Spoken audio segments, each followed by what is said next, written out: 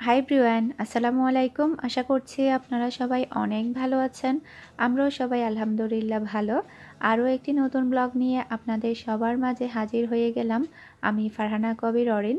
আর এখন হচ্ছে সকালবেলা, আমরা সবাই একটু রোদে বসেছি।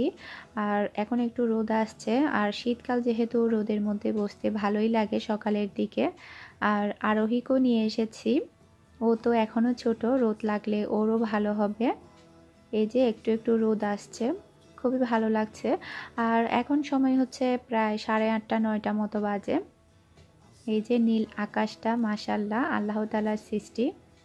আর মিহি তো এখনো ব্রাশও করেনি, মাত্র ব্রাশ করছে। আমরা যখন ছাদে বসলাম আর মিহি চলে আসলো, জুহিও চলে আসলো ছাদের মধ্যে ব্রাশ নিয়ে। আমাদের এখনো সকালের খাবার হয়নি, সকালে এখনো কিছুই খাইনি আমরা।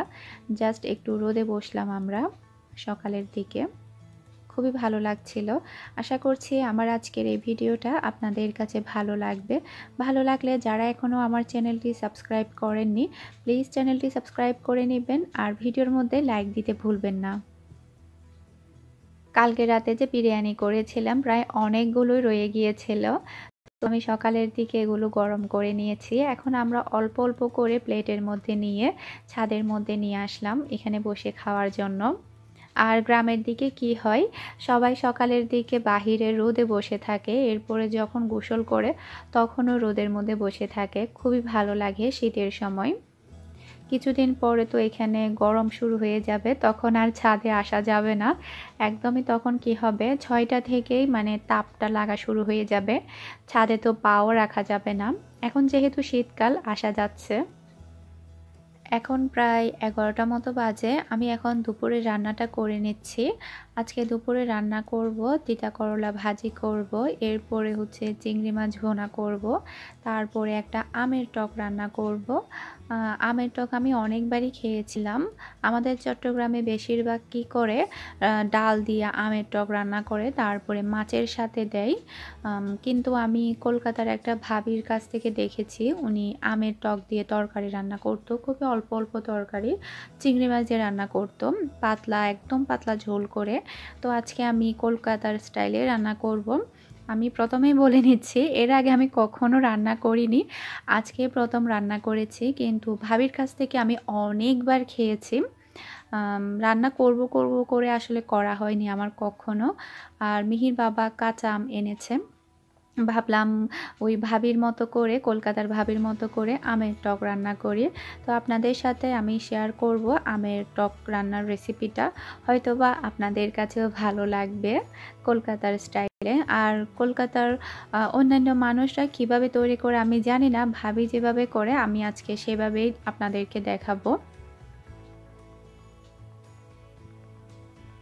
এখন আমি চিংড়ি মাছগুলো ভিজিয়ে দিচ্ছি, বড় সাইজের যেগুলো সেগুলো আমি ভুনা করব। আর হালকা আর একটু ছোটো সাইজের আছে, সেগুলো দিয়ে আমি আমের টক রান্না করব। আমি আলাদা আলাদাভাবে ভিজিয়ে নিচ্ছি। বড় সাইজের চিংড়ি মাছগুলো ভুনা করলে কিংবা ফ্রাই করলে অনেক ভালো লাগে।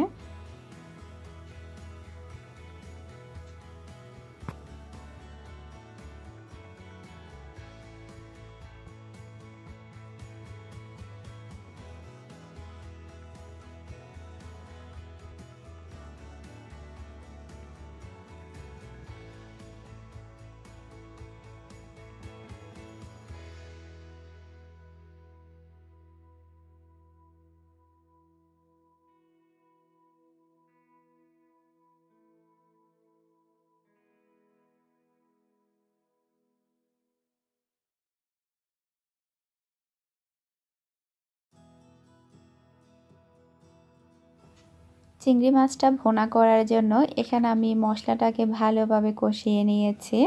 এরপরে এখন আমি চিংড়ি মাছটা দিয়ে দিলাম।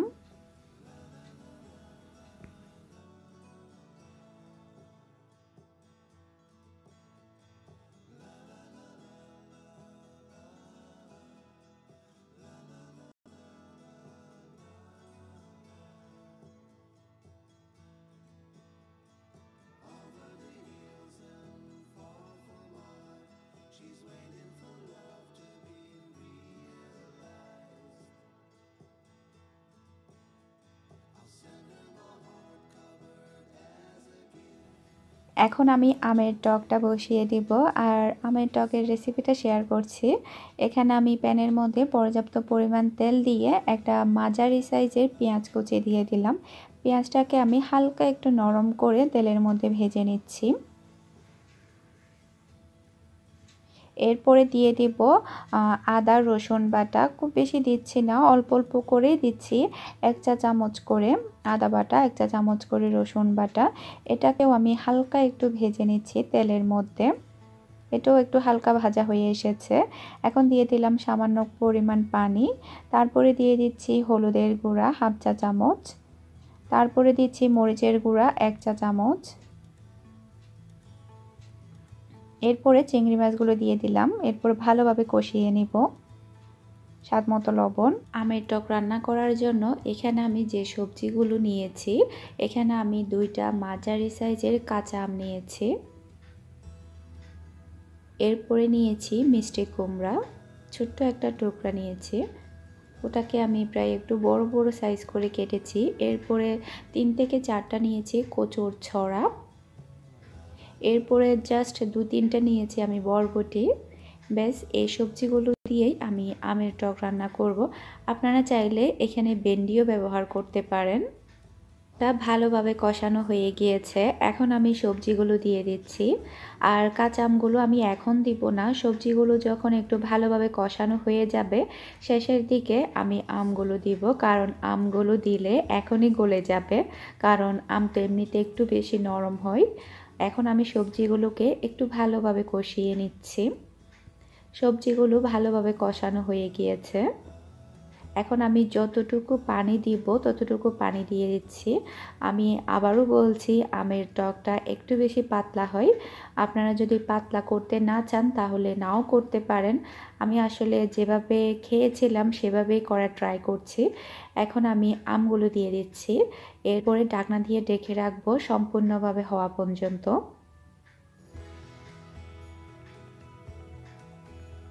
আমের টক রান্নাটা এখন সম্পূর্ণভাবে হয়ে গিয়েছে। এই যে সবজি আম সবই ভালোভাবে সেদ্ধ হয়ে গিয়েছে। এখন আমি লবণটা একটু চেক করে নিচ্ছি বরাবর আছে কিনা।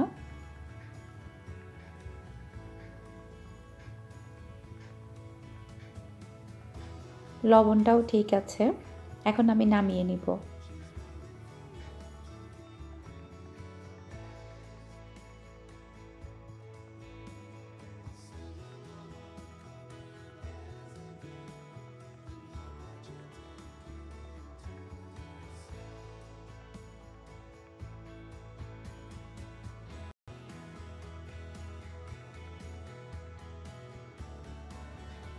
আমরা এখন সবাই মিলে দুপুরের খাবারটা খেতে বসে গেলাম।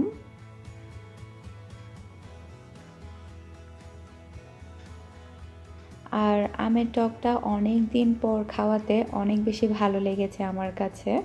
আগে যখনই ভাবি রান্না করতো আমাকে না দিয়ে কখনো খেত না।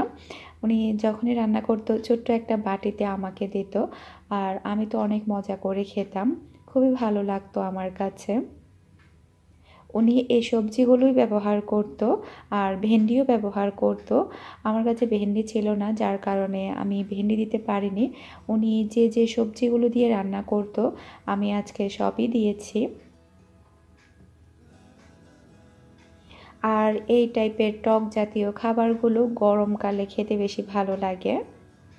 যখন গরমকাল আসবে তখনও রান্না করব।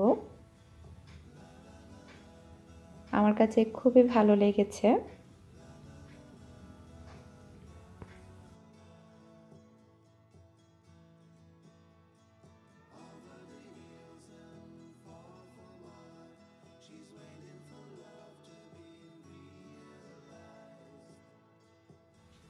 এখন সময় হচ্ছে বিকেলবেলা, আর এটা হচ্ছে জাম্বুরা।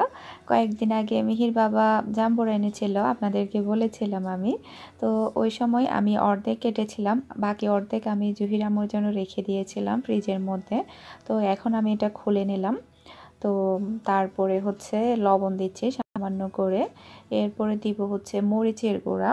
ওইবারে যখন আমি মাখিয়েছিলাম আপনাদের সাথে তখন আমি শেয়ার করিনি, তখন মরিচের গুঁড়াটা আমি একটু বেশি দিয়ে দিয়েছিলাম। অনেক বেশি ঝাল হয়েছিল আর খেতে অনেক ভালো লেগেছিল। মানে কি বলবো, এত বেশি ঝাল। আজকে একটু কম দিলাম, যেহেতু ওই পারে একটু বেশি ঝালটা বেশি হয়ে গিয়েছিল সেজন্য। এরপরে একটু ভালোভাবে মাখিয়ে নিচ্ছি। এভাবে শুকনা মরিচ দিয়ে আর লবণ দিয়ে জাম্বুরাটা মাখালে অনেক বেশি ভালো লাগে। আর আজকে সব কিছু জিভে জলা না, আমের টক, জাম্বুরা, এগুলো দেখলে যে কারোই কিন্তু জিভে জল চলে আসবে। বিশেষ করে বাঙালিদের, আমরা বাঙালিরা এসব খাবারগুলো অনেক বেশি পছন্দ করি আর আমার তো খুবই ফেভারিট। আর এখন হচ্ছে সন্ধ্যার পর, আমরা সন্ধ্যা নাস্তা করার পরে আরোহীকে রেডি করিয়ে দিয়েছি। আমরা একটু হাঁটতে বের হব বাহিরে পার্কের দিকে। তো টুনটুনি পাখিটা রেডি হয়ে বসে আছে। ওকে মোবাইলের দিকে তাকাতে বলছি, ও মোটেও তাকাচ্ছে না, মনে হচ্ছে ও মোবাইলের সাথে রাগ করেছে।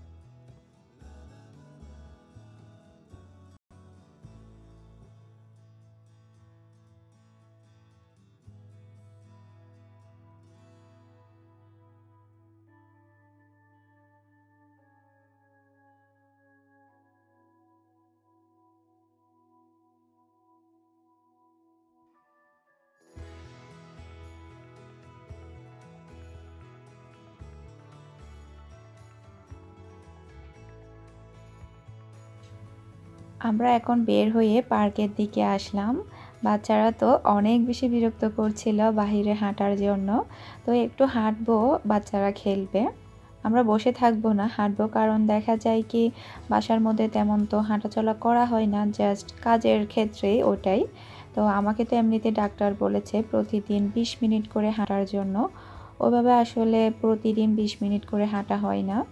তো এমনিতে যেহেতু এই জায়গাতে আসলাম, এখানে মিহিকে নিয়ে বের হওয়া যাবে, চাইলে রাতের দিকে কিংবা বিকেলবেলা যখন ইচ্ছা তখনই বের হওয়া যাবে।